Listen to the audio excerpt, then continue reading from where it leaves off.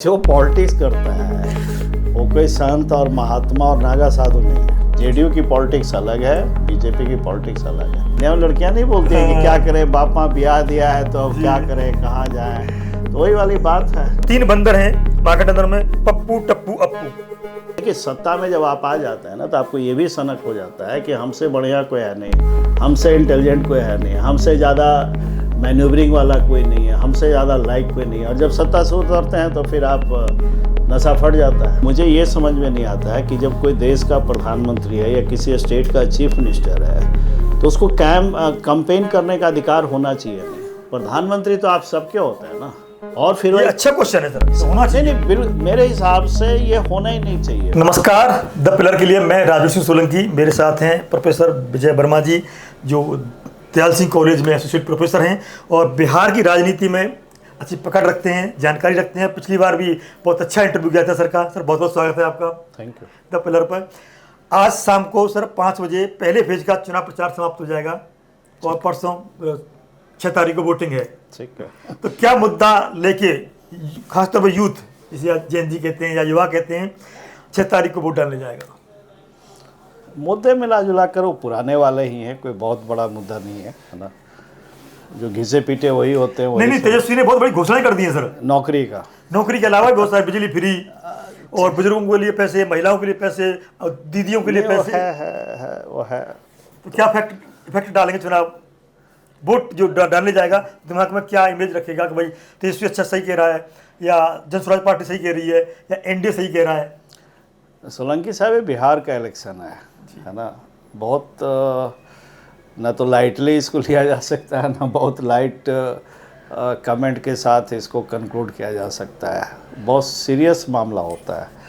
जिस स्टेट में हर कोई राजनीतिक रूप से बहुत सजग हो, जागरूक हो और फाइट करने की मुद्रा में हो, है ना।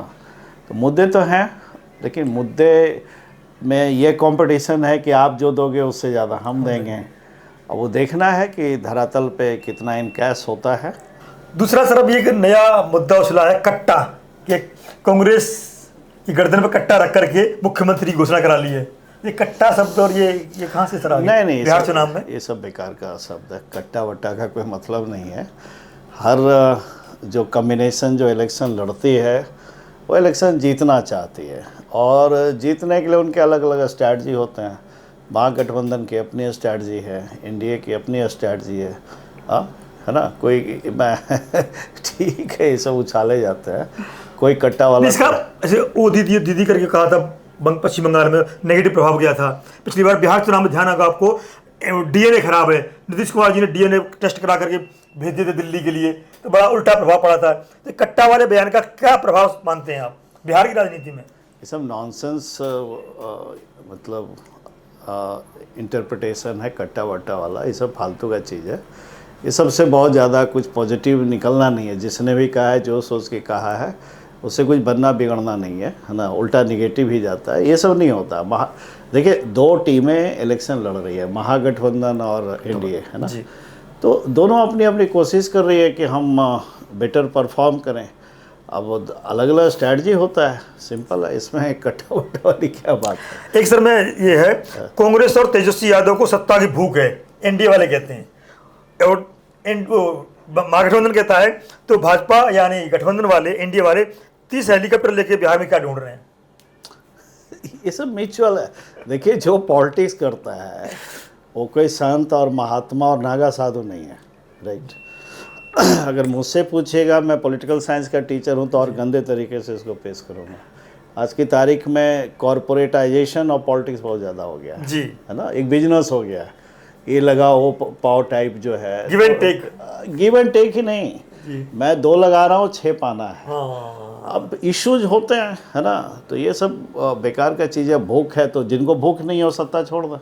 क्यों इतना तिगड़म कर रहे हैं? क्यों आरोप लगा लगाया इन्होंने? आरोप भी लगा रहे हैं, तिगड़म भी कर रहे हैं, उनके लोगों को आप तोड़ रहे हैं। सब आलतू फालतू काम फिर कर क्यों रहे हैं? हाँ, है ना। ये बेकार, ये सब चलता, लेकिन ये सब नॉर्मल सा चीज़ है। आरोप प्रत्यारोप कम से कम इंडियन पॉलिटिक्स में तो बहुत नॉर्मल है। और इवन बिलो द बेल्ट जाने का भी परंपरा बहुत नॉर्मल है। मतलब मैं कोई इसको बहुत अच्छी राजनीति नहीं है, जो अच्छी राजनीति है। सर थर्ड वर्ल्ड की राजनीति ऐसी होगी ना, उसमें कुछ ज़्यादा रखा हुआ नहीं है। अभी एनडीए की तरफ से आरोप लगे थे जंगल राज। तेजस्वी ने कहा है कि भाई 20 साल से तो आप हैं, और वो जो गरीबों का मसीहा बन के लालू उभरे, और जो लोग भोजन ढंग से नहीं बनाना जानते थे, राजनीति बहुत दूर की चीज़ है, उनको राजनीति की मुख्य धारा में लाना जंगल राज कैसे हो सकता है? मैंने कहा ना कि देखिए ये सब जब अब मैं दूसरी तरह से पूछ रहा हूँ भाई, जिसको लड़ना है इलेक्शन हो, आप में कमी ढूंढेगा ना, आरोप तो दोनों लगाएंगे ना। विकास की बात क्यों नहीं करती, मैं कहना चाह रहा हूँ। विकास की बात इसलिए नहीं, बिहार बदलने की बात, विकास की बात कोई नहीं करता। नहीं, वो सारी पार्टियां करती है। जब वो कहती है कि हम ये देंगे, ये करेंगे, वो करेंगे, हम यहाँ ले जाएंगे बिहार को, तो सारी पार्टियां कोशिश करती है।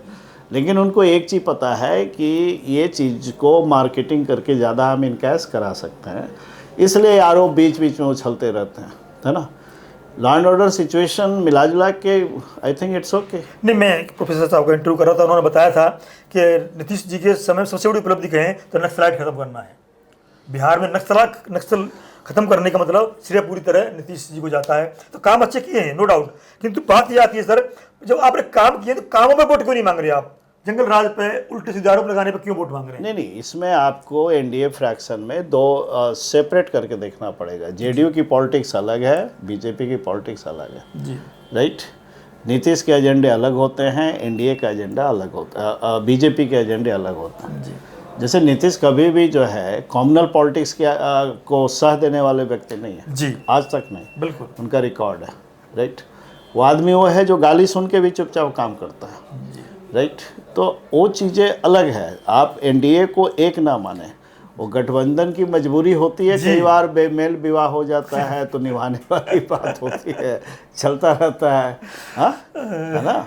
इंडिया में लड़कियां नहीं बोलती हैं कि क्या करें, बाप माँ ब्याह दिया है तो अब क्या करें, कहाँ जाएं, तो वही वाली बात है। लेकिन अगर भाई दोनों में इंटरनल कॉन्फ्लिक्ट भी है, ऐसा नहीं है, दोनों में ये भी एक दूसरे को कमज़ोर करने की कोशिश भी है। हाँ, ये इस पर आएंगे, अगला प्रश्न रहेगा हमारा। बिल्कुल। उससे पहले सब दाएं बाएं की राजनीति चल रही है ना। जैसे मुख्यमंत्री हैं हमारे यूपी के योगी जी, वो कहते हैं 3 बंदर हैं मार्केट अंदर में, पप्पू टप्पू अप्पू। अब सर अगर ये एक चीफ मिनिस्टर का लैंग्वेज है तो मैं सिर्फ सहानुभूति व्यक्त कर सकता हूँ, है ना। लेकिन दूसरी ओर मैं एक चीज़ और आपको बताऊँ कि अगर उन्होंने ये लैंग्वेज यूज़ किया है तो शायद उनको लगता हो कि लैंग्वेज इनकैश करके ज़्यादा हमको फ़ायदा हो। मैंने एक चीफ मिनिस्टर का ये लैंग्वेज है तो आई एम सॉरी, मतलब ये तो बड़ा बेकार सा लैंग्वेज है। ये सब मैंने शो करता है कि आप किसी भी लेवल पे सत्ता, और अभी कह रहे हैं कि दूसरे को भूख है, हाँ है ना। योगी जी तो खुद ही योगी जी हैं, तो इनको तो बिल्कुल भूख नहीं होना चाहिए था, हाँ सर। पावर एक बहुत इंटरेस्टिंग और इंटॉक्सिकेटिंग चीज़ होता है। सत्ता का नशा जो होता है, मैं रात दिन पॉलिटिकल साइंस सर चढ़ के बोलता है, सर चढ़ उससे भी ऊपर बोलता है सर, हाँ उससे भी ऊपर बोलता है ना। इसलिए जिसको ये एक बार ये नशा चढ़ जाए तो वो कुछ भी कर सकता है, अच्छा या बुरा, है ना। हजारों एग्जाम्पल हैं जी, हाँ है ना।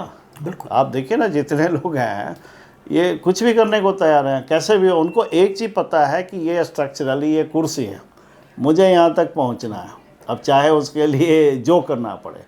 और थर्ड वर्ल्ड में ज़्यादा पॉजिटिव ऑप्शंस नहीं होते, और निगेटिव ही होते हैं। बिल्कुल। अगर आप अफ्रीका का पॉलिटिक्स एनालाइज कीजिए तो इससे भी महाबत्तर जी, है। जी, नहीं, जी। महाबत्तर है, बदतर नहीं है। बिल्कुल सही कहा आपने। लेकिन अगर आप फर्स्ट वर्ल्ड के देशों से तुलना कीजिएगा तो फिर आपको, तो ये उससे पैटर्न होता है, मतलब पॉलिटिक्स का भी एक लेवल होता है और वो कंट्री के लेवल से बड़ा मैच करता है। हम अखिलेश यादव की पहले बात करूंगा मैं। दिल्ली की मुख्यमंत्री हैं रेखा गुप्ता, दिल्ली में क्या काम चल रहा है, कितना पॉल्यूशन है, उसकी बात नहीं करेंगे। बिहार में जाकर के बड़ा प्रभावित कर रही हैं वोटरों को, तो क्या लगता है कि मतलब ऐसा कुछ प्रभाव पड़ेगा वोटरों पर? जीरो, कुछ नहीं। तो दिल्ली में अच्छा काम करें जिससे पॉल्यूशन खत्म हो जाए, वहाँ टाइम क्यों दे रही है फिर वो?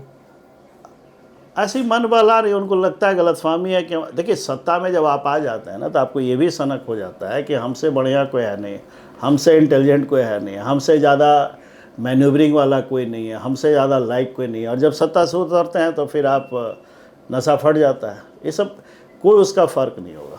बिहार एक बहुत पॉलिटिकली बहुत सेंसिटिव स्टेट है राइट। और मैं बहुत न्यूट्रल होकर आपको कह रहा हूँ कि कोई भी ब्लंट एनालिसिस कि ये होगा और वो होगा अगर कोई कर रहा है तो अपना मनोरंजन कर रहा है। इतना बाजीगरी, मतलब बहुत सॉफ्ट बाजीगरी वाला स्टेट है। थोड़ी सी चीज़ें हिलेगी और सब कुछ हिल जाएगा। और अभी तो हर दिन छोड़िए आप, कल तो इलेक्शन ही है जी ना, परसों, हाँ कल से लेके 14 तक जो खेल होगा जी वो हर आधे घंटे, पौन घंटे, 10 मिनट पे पलटा पलटी होगा, और फाइनली जो होगा होगा। वो 14 को वो होगा। डिपेंड करता है कि किनका क्या नंबर रहा है। इतना आसान बिहार को कोई ना। नहीं वो तो सर हम लास्ट वाले क्वेश्चन रहेंगे मेरे पलटी पे। तो हाँ। बात अखिलेश यादव की करते हैं, पूर्व मुख्यमंत्री यूपी के। वो भी जाकर के कहते हैं कि हमने अवध में हराया है, मगध में आप हरा दो। ठीक है, लैंग्वेज है, अयोध्या वो सब ठीक है, अवध चलता है सब। कोई भाई वोट मांगना होता है तो मांगना होता नहीं है। असर क्या पड़ेगा वोटर के ऊपर अखिलेश यादव का? मुझे लगता है वहाँ किसी का कोई असर नहीं हो, चाहे ये जाए या वो जाए, लोग फिक्स होते हैं वहाँ पे। You name me the constituency, name me the caste, मैं आपका लोकस बता दूंगा कि उसका वोट कहाँ जाएगा। वो मनोरंजन करने के लिए लोग पहुँच सा जाएगा। आप किसी फिल्मी हीरोइन को भेज दें, भीड़ 4 गुना इकट्ठे हो जाएगी, वो एक अलग चीज़ है। But when it finally comes to translating the vote, तो बहुत वो नपा तुला उनका अपना एक तरीका है। एक और बयान है सर, वो बड़ा तैर रहा है मतलब सोशल मीडिया पे, प्रियंका गांधी का। प्रियंका गांधी ने कहा है कि प्रधानमंत्री जी को एक अलग से विभाग बना देना चाहिए कैबिनेट में, जो दूसरों को गाली देनी है। इतनी गाली हमें देते हैं। नहीं मैंने वो तो देखिए, मैं ये तो एक दुखद स्थिति है, ये तो आज से नहीं, मैं देख रहा हूँ बहुत पहले से, कि मैंने मुझे ये समझ में नहीं आता है कि जब कोई देश का प्रधानमंत्री है या किसी स्टेट का चीफ मिनिस्टर है तो उसको कैंपेन करने का अधिकार होना चाहिए नहीं। ये अगर अच्छा है, नहीं, अच्छा क्वेश्चन है, बहुत अच्छा आप क्वेश्चन है सर। समझिए इसका, मैं सपोर्ट करता हूँ। आप पार्टी प्रेसिडेंट हो, आप कीजिए, बिल्कुल कीजिए, समझ में आता है। बिल्कुल। प्रधानमंत्री तो आप सबके होते हैं ना। और फिर ये अच्छा क्वेश्चन है सर, ये तो होना नहीं चाहिए। नहीं, मेरे हिसाब से ये होना ही नहीं चाहिए। वंस यू आर दिस, हाँ, भाई पार्टी में और अध्यक्ष होता है, सचिव होते हैं, इतने सारे संगठन में वो करें प्रचार। दूसरा एक उसमें एक और एंगल है, जी आप प्राइम मिनिस्टर हो के कंपेन करते हो और कुछ भी बोलते हैं, इलेक्शन कमीशन आप ही चुनते हो, उसकी औकात है कि आपको नोटिस जारी कर दे? पूछ रहा हूं। बहुत बड़ा प्रश्न है सर ये। नहीं तो सर यही चीज़ है ना, या तो आप कहिए कि इंस्टीट्यूशन हमारे लिए इम्पोर्टेंट नहीं है।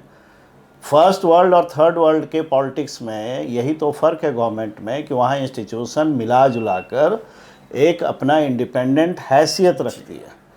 ये थर्ड इंडिया वाला मामला नहीं है कि आप तोता बने हुए हैं, है ना। ईडी पे आरोप है, आईबी पे आरोप है, पुलिस पे आरोप है, हाँ। तो ऐसे थोड़ी होता है सर। अगर आप इंस्टीट्यूशन कोई, या तो आप जब आप गवर्नेंस करते हैं तो इंस्टीट्यूशन के थ्रू करते हैं ना। जब आपका इंस्टीट्यूशन ही नतमस्तक हो जा रहा है, या आप उसका पॉलिटिकल यूज़ कर रहे हो या पर्सनल यूज़ कर रहे हो, तो फिर ये चीज़ें तो अफेक्ट होती है ना। मेरे ख्याल से बिल्कुल ये लोग को कंपेन करने का कोई राइट नहीं होना चाहिए।